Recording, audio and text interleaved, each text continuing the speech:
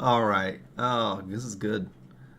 All right. I think we're live. I got the stream. I got the green. Everything's solid. Hey, my name's Tim. Welcome to the Corvus Cast. And it's been a long time.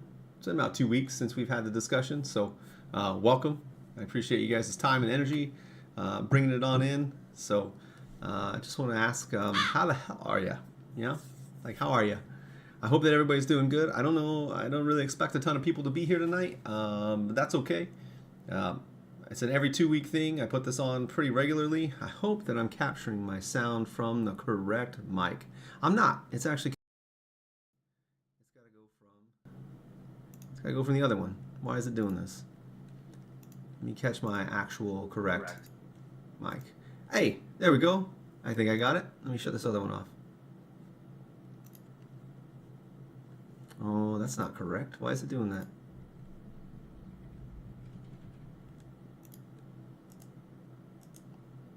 I want to delete that thing. Hold up. It's tracking both, but for some reason it is now showing me something else. Hang on a second here. Let me get my mic set up.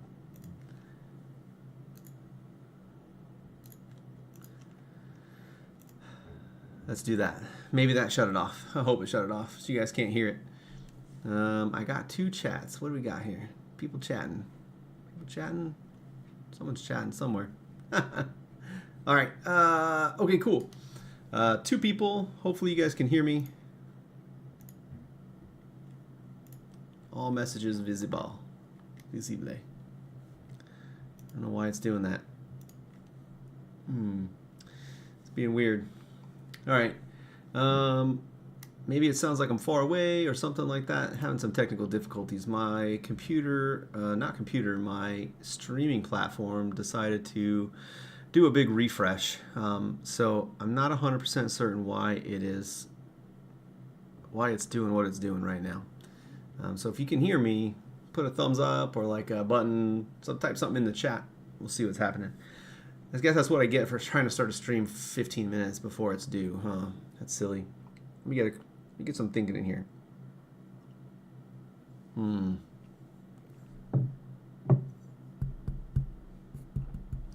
Just checking my mic there. Sorry. All right, cool. Everything's working. Everything's not working. It's whatever. We'll see what happens. Hopefully you guys can hear me. It looks like it's doing the thing it's supposed to be doing. So I'm here. The gain is set. All the stuff is ready. It's been a crappy start for the show, but got a lot of stuff going on. So let's get straight into it. If you're not in the Discord, I recommend that you be in the Discord. If you have an opportunity to join, come check it out. The Murder, it's Corvus Saber Foundry's Roost is actually what it's called, but the main channel is the Murder. You might see some invites out there. I've got them cooking just about everywhere you can see them in socials. I think it's on the Facebook page. It's in a number of different locations where people can join up and hit me up. I really like talking to you guys. I enjoy interacting through Discord. It's a lot faster, and it's a pretty quick way to get straight to me. Customer service issues, any sort of like thought processes you have in designs or ideas. That's kind of the place to hit me up. I guess we're going to launch straight into it. Well, one of the things that is going on, like for the first time in a long time, I have like no parts in production. So like there's nothing currently being produced at the moment. And that's because on like Thursday, Friday of last week, we ended up getting the brand new set of parts. I got it right over here. This one right here in my hand, which is the brand new CoverTech accent ring. That one's shaped like the 2.1 accent rings that are already available on the Corvus Saber Foundry store. So let me grab you the two of those. I'll show you what they look like together, so you get an idea on how they might pair up on your lightsaber. There you go. That's the look. In a little bit, we're going to go over here to the right, and we're gonna look at these on the overhead and play around with them, show you what they look like together on their different spaces. And then we'll keep going. We'll do some more stuff, probably Let's Design tonight. But so parts in hand. Actually, that order that came in on Friday brought with it the female Type 1 replenishment stock, and then the also male Type 1A replenishment, which was getting really low, and it looks like the Type Zeros are going to need to be replenished. Those ones are going like hotcakes. You guys are killing it out there with those, and I know that you use them because I've seen people order like 4 or 5, 6 of them at a time. So keep buying those, keep using those on your Saber designs. I really appreciate it. It shows me that you care about the parts and that you want to use them. I think that's a big deal. It's a big deal to me. Let's see. So the CoverTech wheel and ring, they changed just a little bit in production. I put on a couple of chamfers to them to make them look a little bit different to match up with what we already currently have. And then I changed the CoverTech just a little bit to make the base of it stand just a little bit more proud. And so we'll pop over here. I'm going to cut this light on really fast. Hang on. Whoop, there it goes. And it's going to be bright. Don't mind the mess back behind me because it's been crazy the last couple of days. So I didn't realize that it was going to be this popular, but between the new parts that we're producing monthly and the new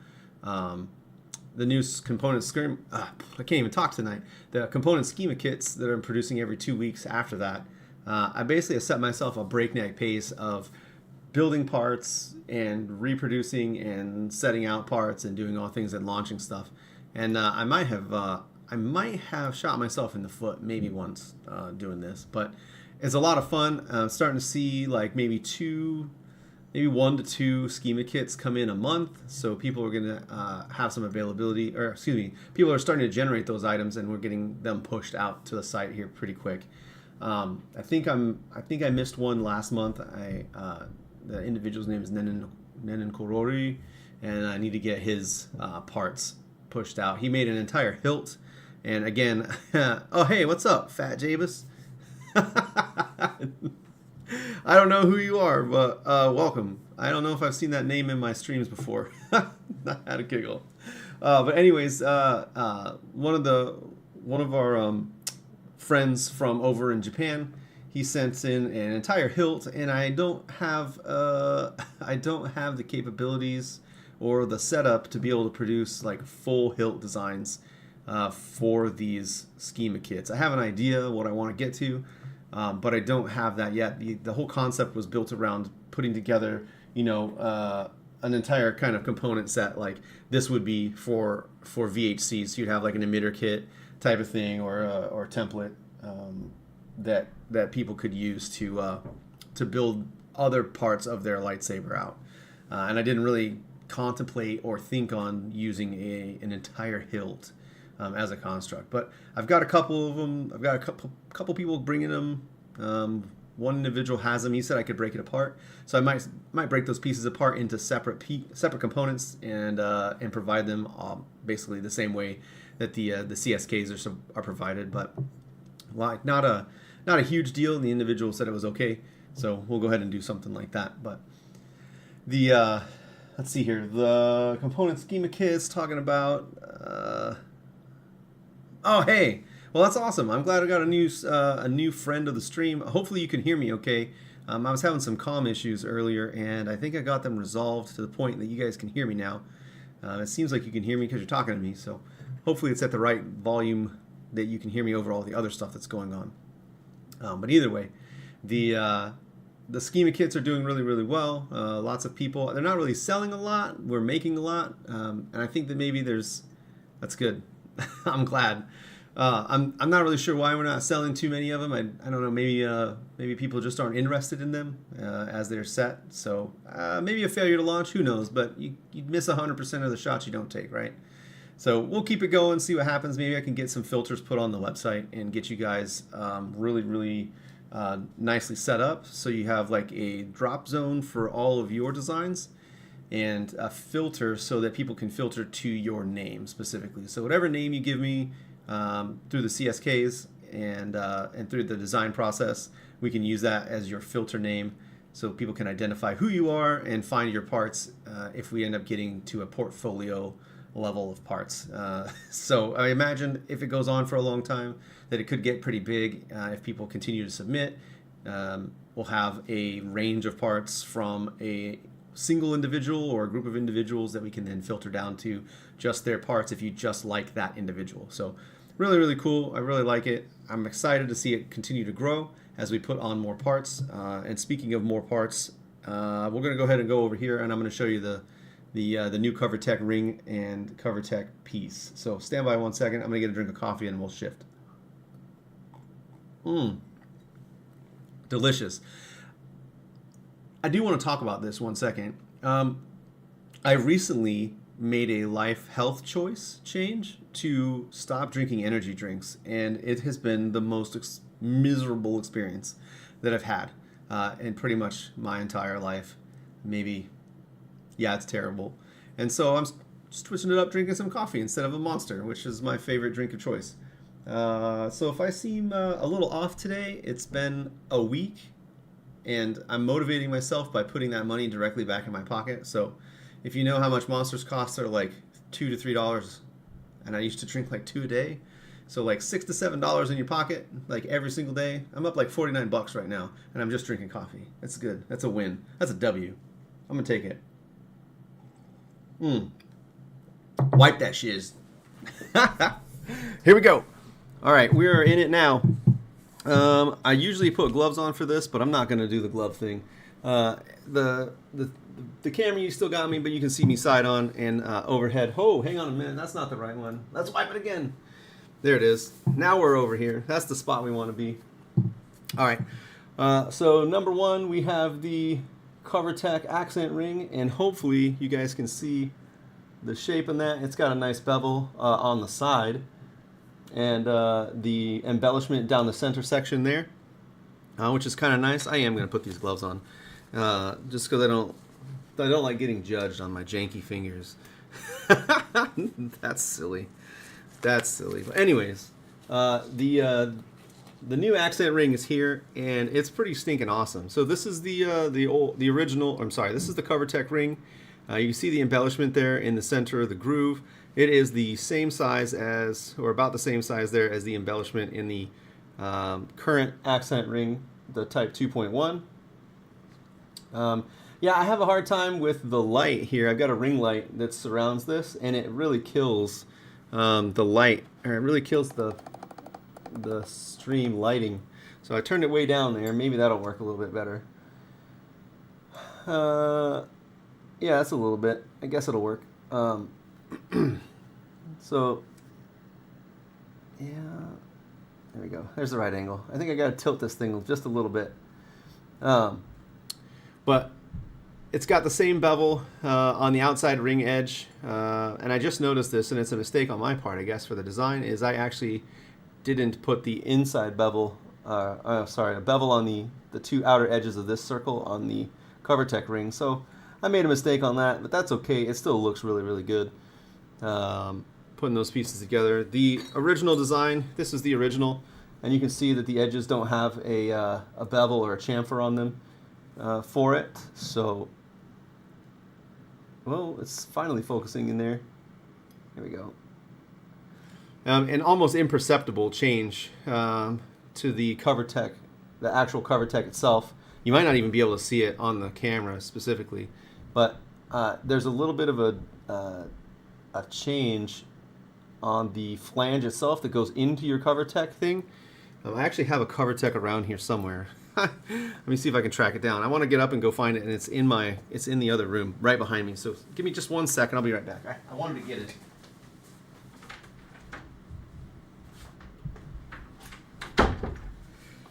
This is maybe one of the coolest CoverTech designs that I've ever freaking seen for a belt system for your lightsabers. And I'm going to show it to you. I managed to get one a while ago, and I haven't seen one like it since. And I got it. I think I got it for about $50. But there's this guy. This is an irising type belt buckle for your CoverTech. And so when you push you twist it like that, it opens the iris. And when you push in on this, it collapses the iris onto your CoverTech. So it's freaking awesome in design. But it's something that I've been wanting to test on this. I'm actually going to get this one out of here. I don't know where I put my stinking. Oh man, where did I put my tool at? I moved it somewhere. Crap. All right, well we'll try it with this original one.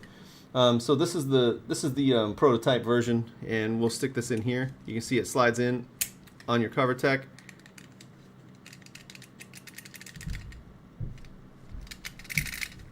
There we go. And then you just twist that thing open, and there you go, back. So this was a pretty dope CoverTech wheel. I haven't opened it up to look at it and show people, like show what's inside, but somebody else made this, not me. But this new design wheel, or the new design CoverTech ring, it is bigger. Oh my God, it's right in front of me. My tool is right in front of me. Dude, I am so sleepy. So if you can see where my tool is pointing to, the actual flange that gets caught by the CoverTech wheel or the CoverTech system, I expanded it by about 1.5 millimeters. So it's almost imperceptible by the way that you see it, but when it fits in here, it's much more snug inside of this tool, inside of this this belt buckle.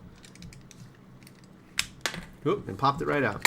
Let's go ahead and put this thing together and see what we get real quick. So the idea, I haven't actually put these together on the store yet. I've been really busy with a bunch of other stuff. My kid's starting baseball, and the family is just doing all kinds of crazy stuff now. And so I haven't had an opportunity to sit down and really knock out the rest of the, hold up, wait a minute, knock out the rest of the loading process for all of these parts to get them put onto the store yet. And I think that did I make that too short? I did. I remember that I added a thread or so worth of depth on this this CoverTech wheel, and so I had to get another screw for it because it's just a little bit too short. So I ordered another set of screws. I ordered another set of screws from McMaster Carr, and so all these CoverTechs will come out with a screw as part of it being a kit, because you can't really do anything with this ring unless you have a CoverTech wheel attached to it. So the CoverTech wheel will come with the CoverTech ring, and it'll have a screw with it, and so you'll get all of it as one piece that you can put on. And I'll give you a demonstration of what that looks like. Sorry about that, the drop there.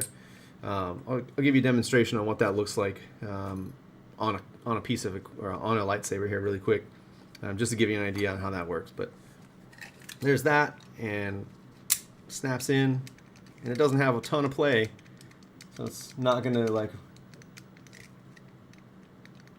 has a little bit of play, a couple millimeters worth, but really cool. I like it. I think that it's fun, and it's gonna go really well. If this thing goes well, probably gonna pick up a couple more in the original shape, which is the Type 1 ring, and then probably in a Type 2 accent ring type, and I think that's about all I have that are worth that kind of shaping.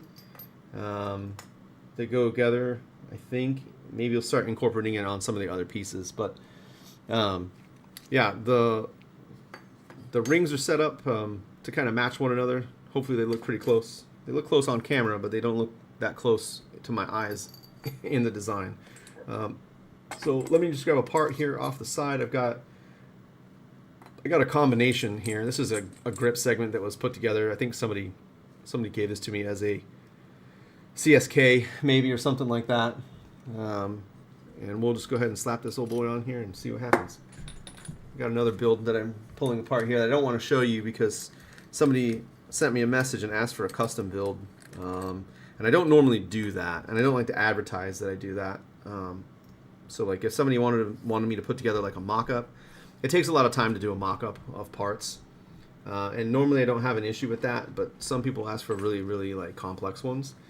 And while I really enjoy building lightsabers, mock-ups themselves take a ton of time, because people will always ask like, oh, can I get that in a little bit different way, or can I see it in a different shape or something like that? And I'm happy to facilitate that. It just, I won't say no, let me put it that way. It just eats up the time that I use for all these other things. So like designing lightsaber parts and putting all these pieces together and stocking the store and all that stuff. So just to give you an idea on what this is going to look like when we start putting this together on a lightsaber. I've got some pieces here. That's not the right size. That's not the one I want. Let's grab one of these. All right, there we go. Okay, So there's that right there. Whoops, a little bit too far over. I got the camera kind of tilted a little bit. But there's the look at it. And you got your CoverTech wheel standing a little proud off the side, but it looks pretty freaking awesome. And that's how it would hang for you off of your Saber, or off of your belt loop there. It does sit a little bit more proud than a normal CoverTech would, and that's okay. I think if you're okay with that, it should swing pretty free from your belt as you're holding it. Thank you, I appreciate that.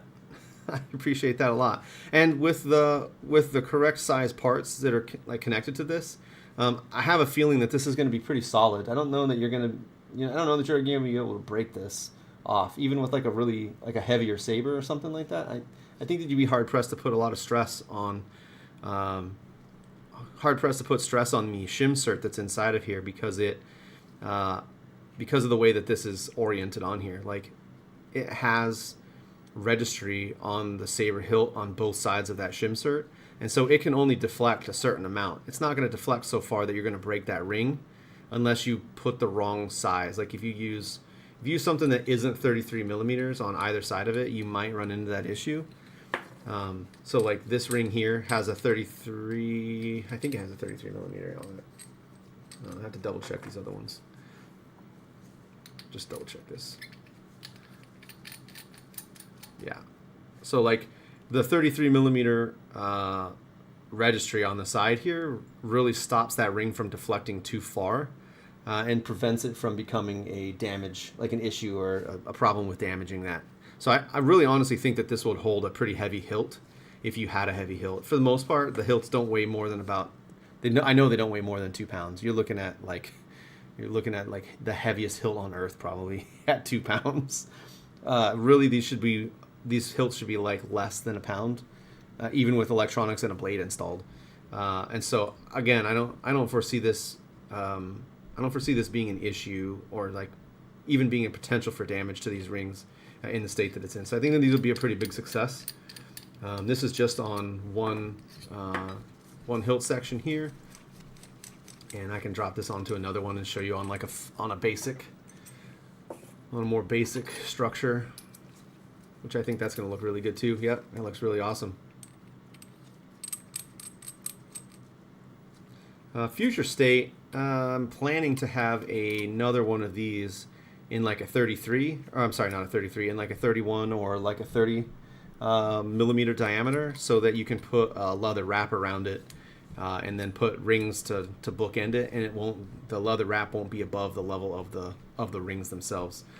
Additionally, like another idea that I've got kind of cooking for these grips is one that is flanged, or it has like ribs on it, and those ribs would serve as registry points to install basically what would amount to like 3D printed slide-on sheaths.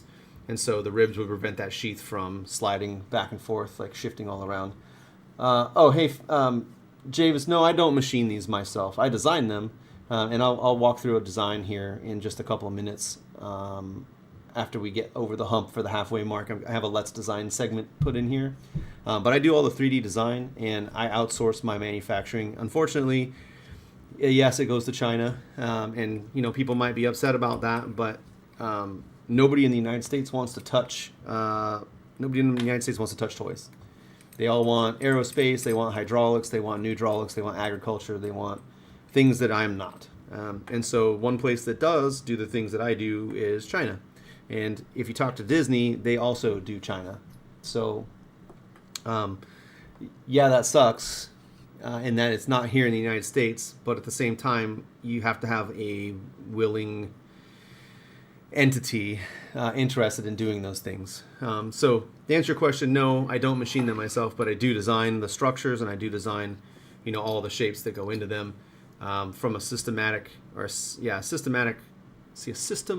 level design perspective. And so all these parts are designed to be interchangeable. I could walk through a Saber design here and show you how to put all these pieces together to make a really effective hilt.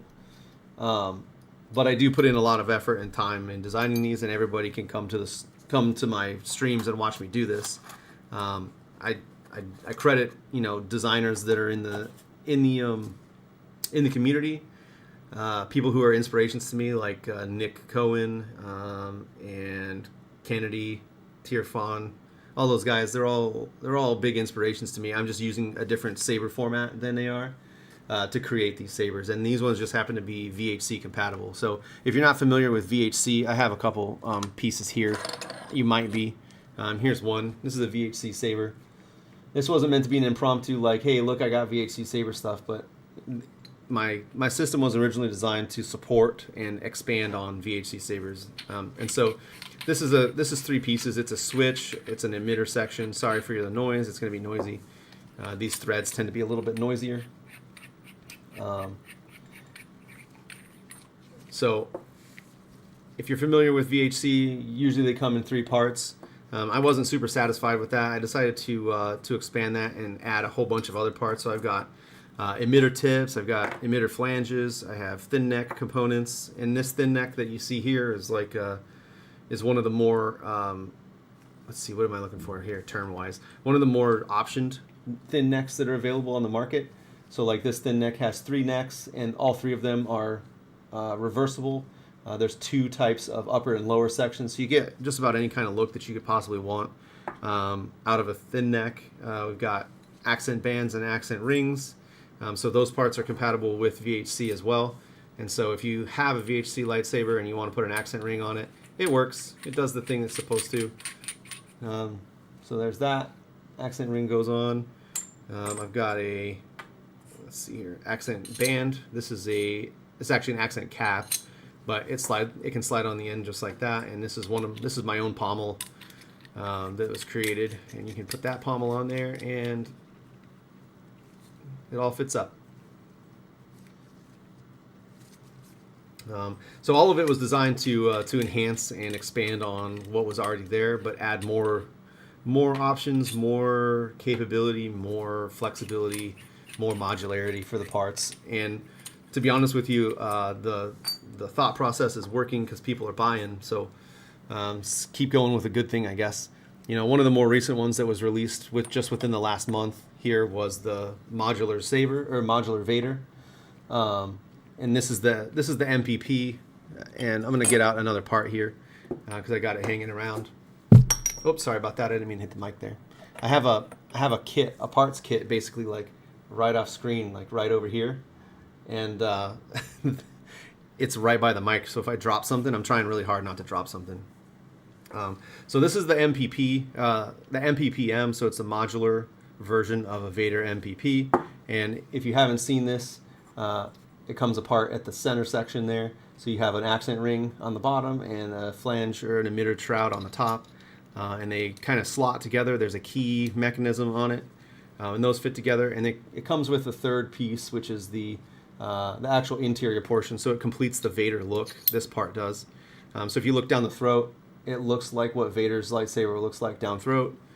And then you would install this on any part. It fits VHC, so I have one of my body sections here that I'm connecting it to at the moment, but it does connect to a VHC saber or to any other VHC threaded part. 1 second here. I'm trying to find... Normally what I'd like to do is get this aligned before I start playing with it. But there's that, and you stop this from moving and rotating with a M4 screw, which I can't seem to get my finger on right now. That M4 screw fits in right there, and it stops it from moving where you don't want it to go to. And now you have a Vader looking emitter, and if you don't like that right there, you can take it off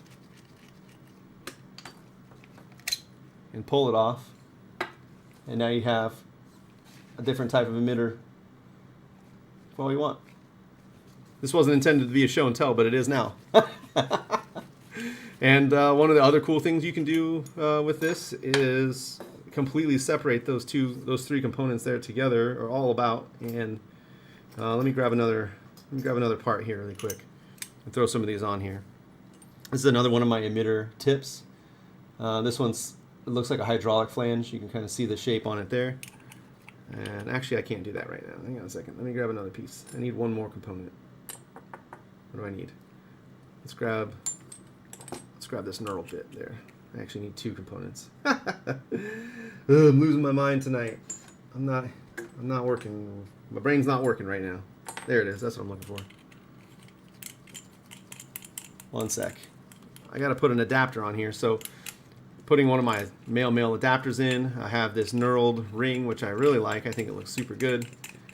And we're going to put on this emitter tip right here. And if I want to use this Vader MPP independently, I can now stick that on there. And it butts up against the accent rings. Give you a completely different look to the top end of your Saber if you want it. 45 degrees there on that piece. And it's set up so that that screw hole will be at the top of that. If you don't want this to be aligned on that accent ring, you can take it back off. Take the accent ring off of it and just go blank shroud. And I'll show you the cool feature on that shroud really quick. Take the ring off. Put this back on. You're getting like a top level. You're getting like a top level view of this, man. So there's that basic look for that emitter, and I actually really like the look of that. That's a slick emitter right there. So there's the MPP, and this is the trick for the MPP shroud. So you see it's got that mount slot.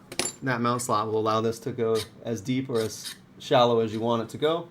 So how do we want to see this? You like it deep? You like it shallow? I kind of like it looking shallow there, so let's put that on.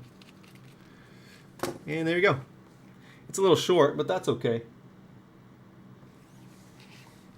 Kind of has like a Cade look to it. You know, Cade Skywalker look from the, what's the expanded series? Or the Legends books. So yeah, like a lot of opportunity for improvement. I have some other designs for this. I have like a S-curve version. So it kind of looks like a Graflex. Same type of design, same type of key setup as well. And so it will key to this. And so the S-curve one is supposed to look like the Vader DV6. And so there'll be a Vader styled like S-curve for the DV6 and a DV6 type shroud that will accompany it. But the cool thing will be you'll be able to interchange the two of them. So if you want to put the MPP lower on the DV6, you could do that. If you want to put the DV6 lower on the MPP, you could do that as well. You can do anything you want to. And there'll be more of these coming. Lots of options in the very near future, as long as people keep buying. So that's the thing. Anyways, that ended up turning into a show and tell. I didn't mean it to, but that's pretty cool. Someone who hasn't seen the cast. So I really appreciate the kind words and the comments on that. It is slick, and I'm really proud of the design work. But anyways, again, just to reiterate, we're kind of through this. We're into the second half of the cast, and I'm going to get over to a design element or a design section here really quick. But going up on the store probably at the beginning of this week. Going up at the beginning of this week is the CoverTech accent ring. I take that out of there. The CoverTech accent ring, the CoverTech accent wheel, and a screw will all go up on the store as part of a kit. It'll be available probably I want to say like the first. I'm going to say the first. I still got to take a bunch of pictures and do all like the legwork to get this set up. But it'll be up basically around the 1st or 2nd of the month as the first launch for April. And then 2 weeks after that, there'll be a CSK, a component schema kit launch. So keep your eyes peeled for that piece. Lots more. There's a lot more things in the pipeline. I actually have 6 more parts. I'm going to show them on the screen here in just a minute when we come over. So let's wipe back over here, and we'll talk about this just for a second. So I don't have parts in production right now, but I have 2 parts. I've got 2 parts in sample. I have them going to sample. So my production team is really, really responsive. They're able to do samples in about 2 weeks' time. And so I would say like a week before I got my current set of parts, so the accent ring and the CoverTech wheel, I had submitted a new request for a new set of parts, and those should be finishing up with the sample here. I'm going to show you those in just a second as soon as I get it pulled up on the screen. I'm talking while I'm pulling them. I might even be able to just like swap this over. So we'll shift over. I'm going to take my gloves off. Give me 1 second here. This thing sorted out.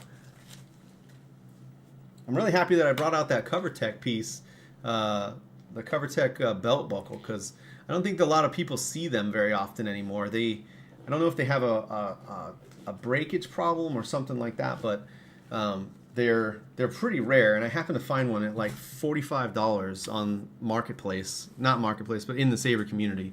And so I was like, I'm gonna grab that because they usually sell for like 60. And so I scooped it really fast and got it into my hands, and I've had it in my possession probably like 4 years now, and I haven't pulled it out because I'm afraid it'll break.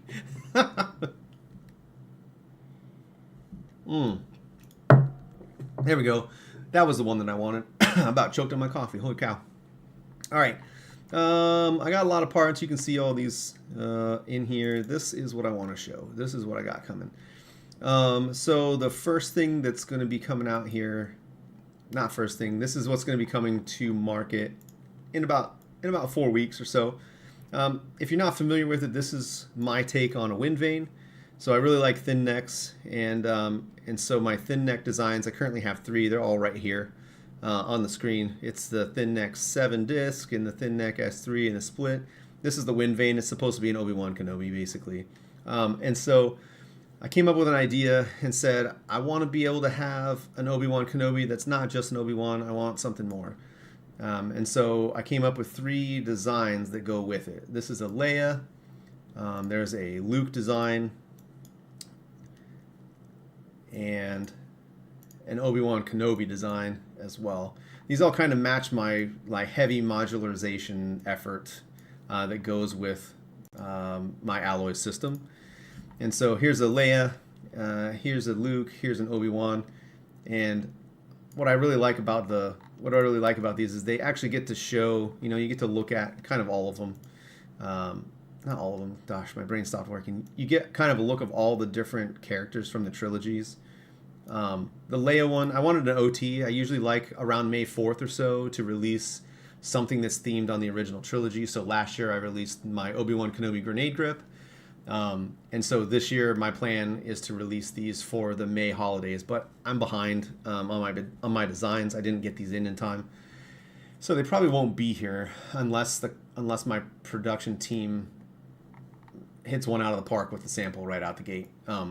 But just kind of panning around, you can see the open fins. Yeah, this is the part that I wanted to capture, is the open fin part. So you can see the open fins all the way through. It's got a decent design, and it was easy enough to make it. It was easy enough to give that the shape that I wanted to. I don't know if this is going to be a win or not. Basically, what I think they're going to have to do is manufacture cut the threads in it, and then come back and cut the gaps in it so that it works. But the really cool part about this, and I'll show you here in a second, I'm going to show you with the Leia. The Leia slots on there as well. It gives you the same pedigree. It looks the same, but if you remember something, the Leia I'm pretty sure was on her Saber backwards.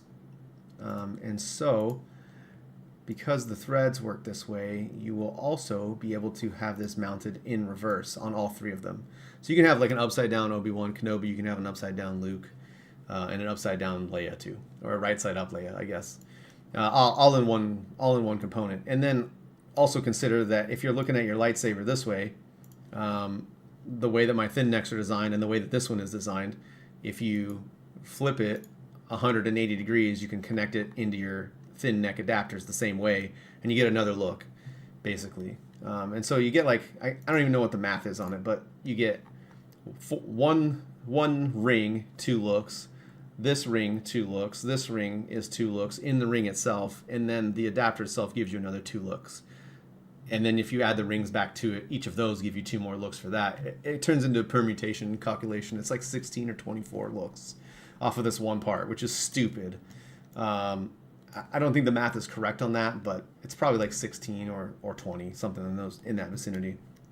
Um, I, I think that's kind of cool. The Luke accent part is a little bit different than what you would see conventionally on the market, and it basically sits right on top of that. So if you're looking at it from this angle, it won't look any different than a normal Luke would. If you look up underneath of it, you can kind of see that it has like an Obi-Wan pedigree, which is kind of cool too. It gives it a little bit different look than what you would normally see on a Luke, and people probably cry about that. But to be honest with you, if you're looking at it side on like this, no one's gonna know the difference. I think, like, whatever. Don't care. It looks good. I honestly like the homage to Obi-Wan Kenobi out of this, and it makes my design a little bit more unique than everybody else's. But anyways, this is coming, and I've got one more component that's in here. This actually is the part that goes with my Obi-Wan Kenobi grenade grip, and so I'll break that out as well. This is the Obi-Wan Kenobi thin neck base. So this fits at the top of the Obi-Wan Kenobi grip, the OWK. And I'm going to go grab that really quick and show you what that looks like with all the pieces together. And yeah, you could be like, hey man, why don't you just make an Obi-Wan Kenobi grip that looked like the actual grenade piece? And in my brain, I'm saying that doesn't work that good because it's not modular enough for me.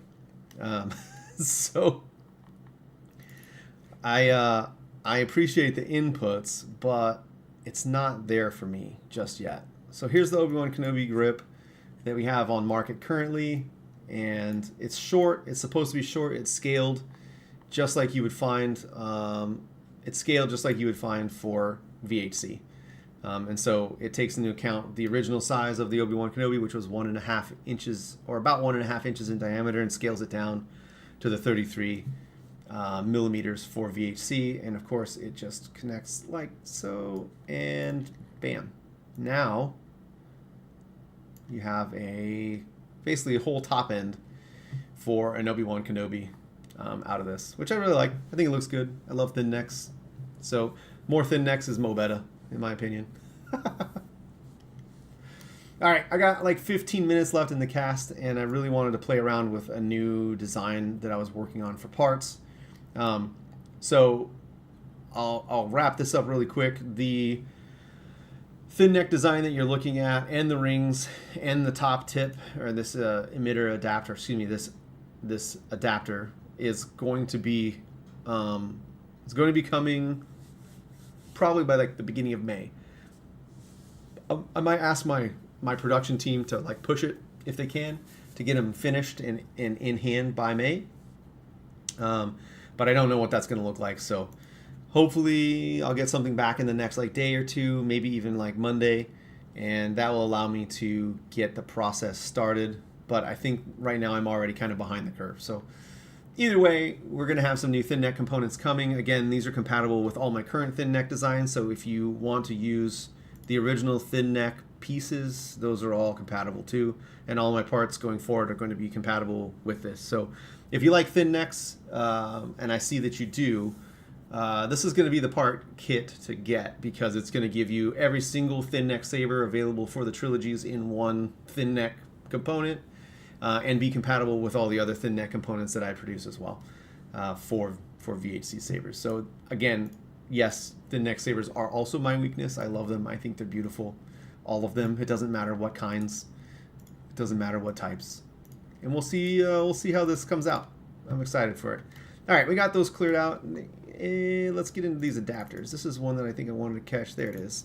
So this was a design that I was cooking up earlier in the week. Somebody had come to me and asked me, hey, I'm looking for a quick disconnect that can double as a pommel. And my brain said, hey, I have a design for that. I've got a couple of other quick disconnect designs. I got J-hook designs. J-hook designs that fit inside of the current J-hook shape, or current 33 millimeter shapes, among others. And so I'm trying to, excuse me, pardon me. I'm trying to get this done in a shape that is short and compact, something that fits VHC really, really well, and is compatible with all the different components that I make. already. And so you might see some familiar shapes on this. All of my parts sport this like 2 2/4 2 2/4 millimeter like neck piece. And that neck piece is designed to interface with all of my accent rings and accent parts, which there's another set of those that are kind of in the works as well. That should be coming, not coming, but should be going to sample right after the thin neck stuff. So as soon as I get the thin neck thing started, I'm going to push a sample for accent sleeves, which is like a new product line for me. But the intent here, again, system design idea, is to make sure that all of my parts have this level of compatibility. The only one that doesn't is this guy, and because it has to have this extra little length on it to support these pieces. Well, I've tried getting samples for these before in the past, and this part is problematic because these pins. Nobody will manufacture like a round surface with round pins. Usually what they'll do is they'll manufacture this round surface and then drill holes and spike rivets or spike a type of pin or pin it into place. Usually stainless steel or something like that because they wear less than aluminum. And so I'm not overly fond of this pin shape, primarily because I think that it will wear faster than another type of shape. I was just putting this together for an idea to see if I could do it, one, and two, to make sure that I had the mental thought processes aligned to make this all fit correctly. And so what I'm actually going to do here is I'm going to rewind my my build procedures here, and I'm going to shape this just a little bit differently. And I don't know when. Why did I put that straight through there? Let's do this. Let's go back here even further. Let me take these out of here. Let's delete that, and we'll keep that in place. Okay, so I kind of walk people through my design and my thought process here, and we're gonna discuss this. Let me actually take this out this way really fast and take a look at something. So I made a drawing and I put on an emboss, which isn't quite the right method to do this. So I actually need to take this back just a little bit. I'm gonna delete that. Yeah, we're gonna delete it and delete that because I don't like it, and I don't know what I did with that. Why did I do that? Oh, I know what that's for. That's for that. That's for that. That's for that. Okay, we'll come back to this spot here-ish, and we're gonna change what this looks like. I'm gonna edit that sketch.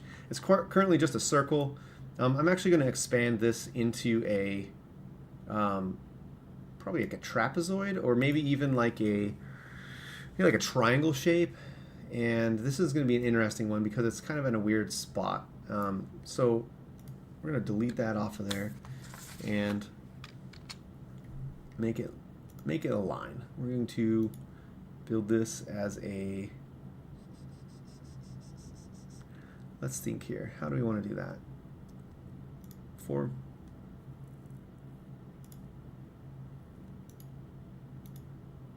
Yeah, okay. Why you do this? All right. We're not quite there yet. We have to expand that down just a little bit further to connect it completely. So what I just did was I basically drew a box to make it look the right way, and then expanded the box down with an extrude into this place. I want it to join, so it joins with the part and it becomes one seamless entity. So this is all one part now, which is good. This is the way we're supposed to be. And I'm actually going to expand this top up, I think, just a little bit. I don't know what thickness is that. That is 2.5 millimeters thick, and this is 2.5 millimeters thick, and that is 1 millimeter of thickness. So I want to bring that up, and I'm actually going to round this over just a little bit to make this work. So I'm going to go up to 1.5 on that, and yeah, it's probably okay. All right. Sorry if it looks like I'm bebopping around a lot, but I want to make sure that I have this set correctly. All right. So there's going to be 3 of these lugs that are going to fit around the outside diameter of this, And there's currently a, yeah, I see that there.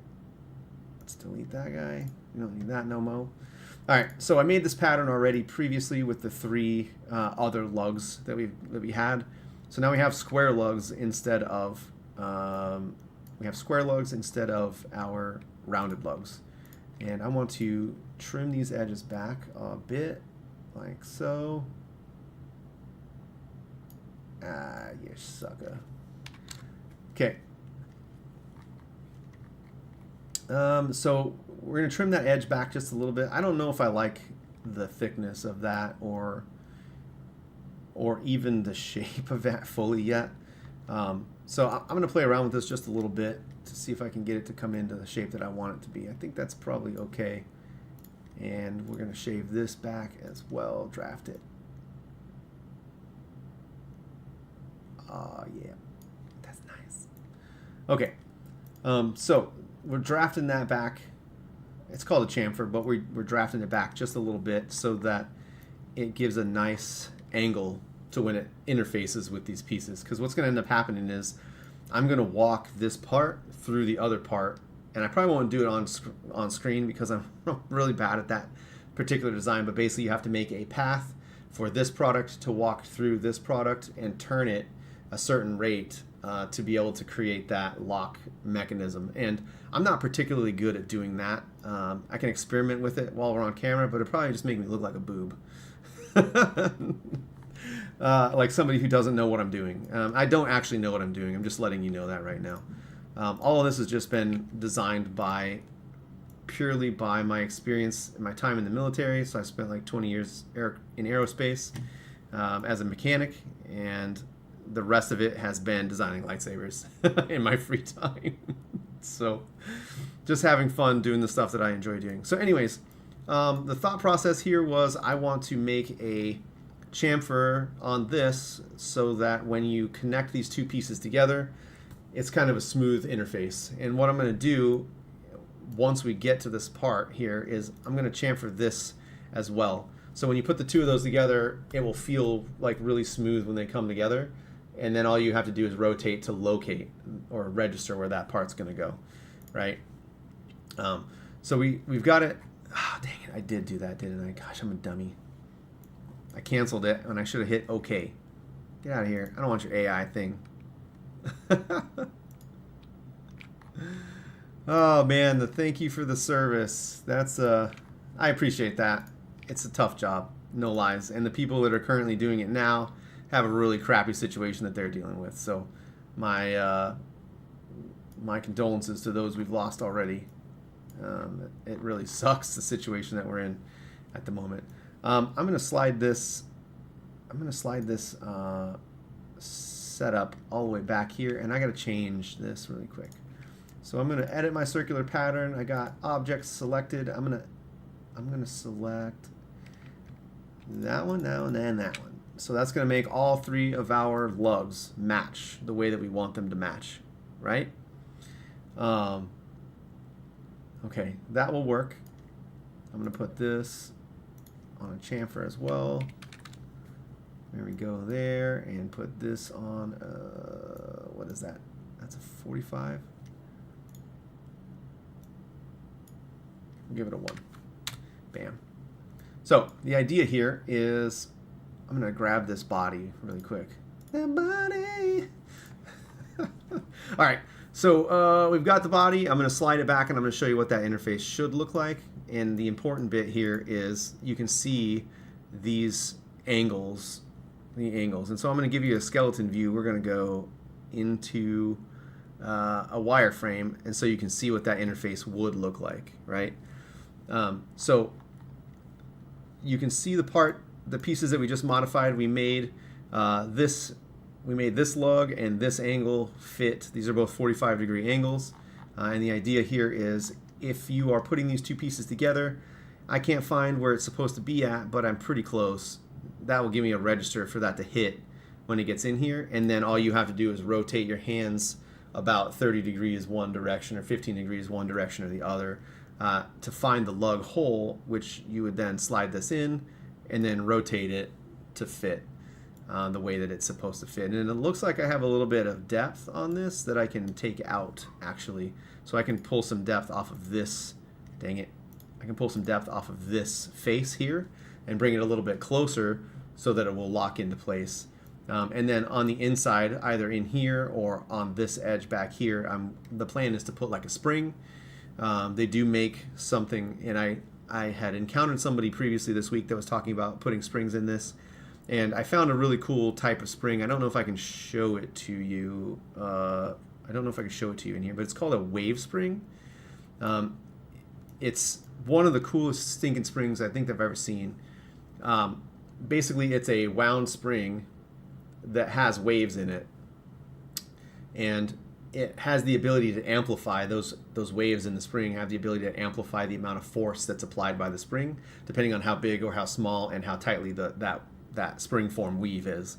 And it basically gives you the ability to have a really strong, really functional type of spring inside of a really compressed space, which is a perfect application for this right here. I just don't know how expensive they are and how much force I can get out of them, because I basically have to have it structured for 28 millimeter inner diameter inside of a 33 millimeter diameter, and have that compression space only about like 2 or 3, like the working space of like 2 or 3 millimeters. So I have a concept for it, and I'm pretty sure that I can design it and have my company manufacture it, maybe. But I don't know. I may have to outsource it, and I have no idea what those costs are for something like that. We may end up just defaulting to a general wave spring, like another type of spring in this space. Will it be dual worthy? That's a really cool question. I actually don't. I don't know. I hope so. I would think so. I would think that it would be dual worthy because the spring tension on it would be potentially enough to hold it. But it would need some testing. Like, this is one of those like really long-term type parts that I would have to do like a lot of work with and give it to people to test in those scenarios to make sure that it's worthy. But twist locks like this exist in like aerospace. They exist in a lot of different places where there are a lot of crazy forces on them. As long as you have the right spring tension in this place to hold it into position, basically the idea is that spring force would be pushing it apart. And so the only way that it would come apart is if you physically like smashed it together and pulled it, like twisted it out and apart.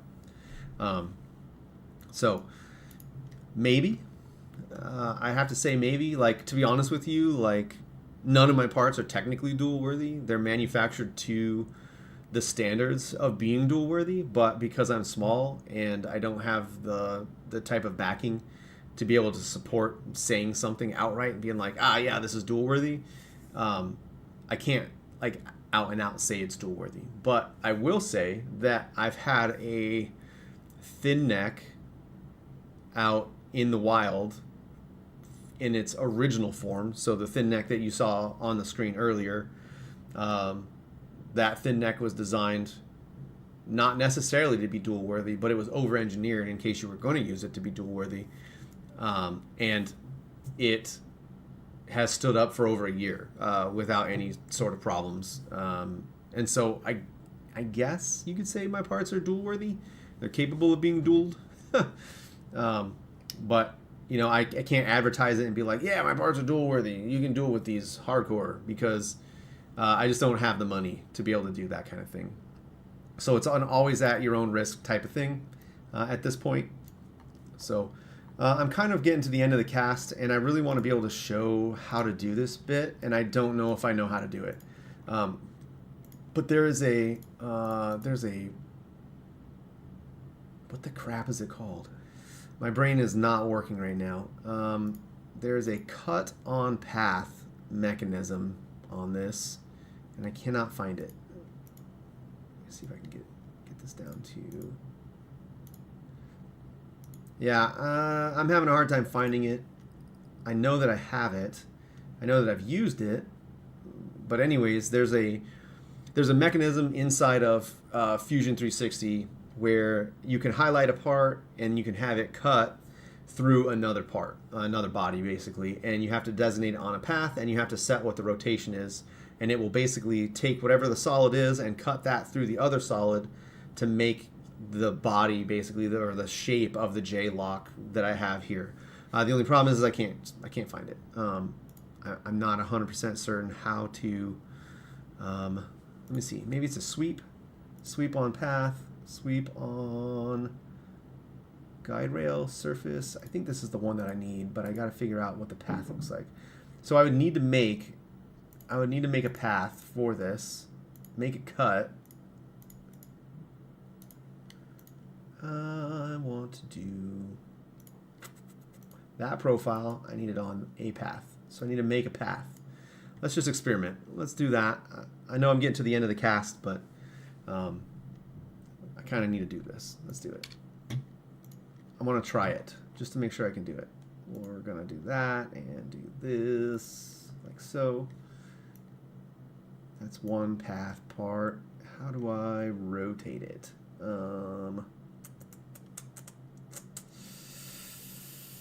Let's just do that. Let's just try that part first. See if I can get it done. Get part of this done. And then we'll sweep it through another direction. All right, sweep, profile. We want that profile, that part. I want this part. No, not that part.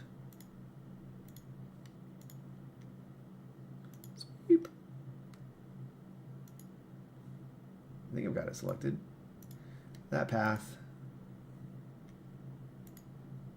Why can't I select this profile? I want to cut that. Let me see. Let's do this. Let me do... That's interesting. I'm not sure why. Oh, that's what it was. Solid sweep. I got it. That's the one. Yeah, I found it.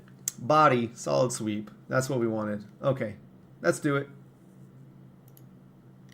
And there's no intersecting body to be found. Alright, well that sucks. Well, either way, I guess that's going to be the end of the cast, so I figure the rest of this junk out. And I wish I had like the technical error like cut like beep beep beep beep beep and end it, because that's basically the end of it. But I found what I was looking for. It's the sweep. And what I'll do is I'll cut this, and probably in the next like day or so, post it up in the Discord so that you guys can see it. If you are not part of the Discord, you should be part of the Discord. Let me get you a link really quick. You may already be there. I'm gonna get an invite to the server. There we go. There's that. If you're not part of the Discord, the invite to the Discord is there. I do see your question, Javis. What do you got for me? Fire away. I'll take last questions right now. Let's see what you got.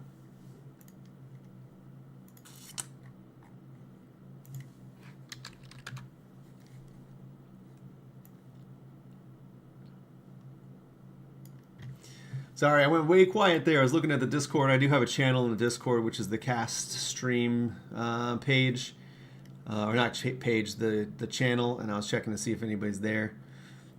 So to answer your question, Javis, no. My parts are not compatible with their ASP parts from Saber Forge. However, the Apprentice Eco line... So the Apprentice Eco line is basically like a single tube. The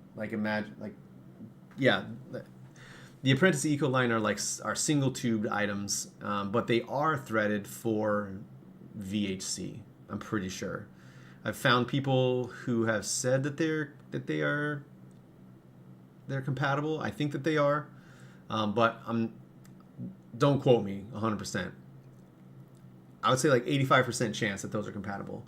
The rest of the Saber Forge Eco line is not there. And so I guess the best way, I don't want to compare my stuff to Saber Forge, but I do want to say, like, if you were to compare the type of parts that I'm creating here, they are the equivalent of ASP parts for VHC. Basically, they fit variable hill component system from Nexus. If you're not familiar with that, Nexus has a parent company called LGT. Nexus is one branch of it, and then the other one is Damien Saber, and they all kind of produce parts from the same factory, and that factory produces parts with the same threads. So by and large, their parts are kind of like interchangeable with one another. And so the parts that I showed you previously over underneath the camera, those were VHC parts, and my parts are compatible with all of those VHC parts. You'll know what they are when you see them a couple of times. Again, all of my objective there was just to be able to create essentially like the MHS V1, V2 for variable hill component system, because VHC is largely a manufacturing system. It's a manufacturing convenience system. They made a semi-modular setup to be able to manufacture parts in smaller sizes, so they didn't have to make giant runs of parts.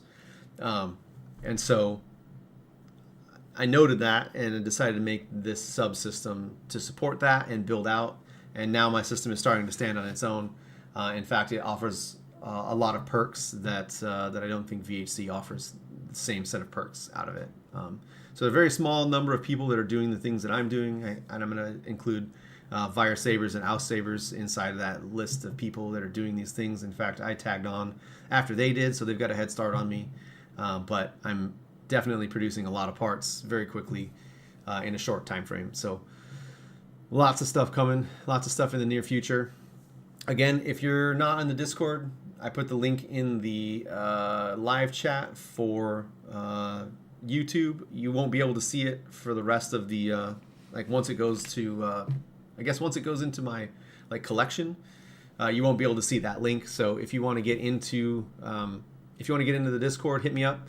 You can shoot me a message on YouTube. You can shoot me a message on Facebook or Discord if you have Discord. Anything, all you want. We can do all that stuff, everything. So give me a holler. Let me know. And, oh, hell yeah. That's what's up. You're in the Discord anyway. This is for everybody else that's not in the Discord.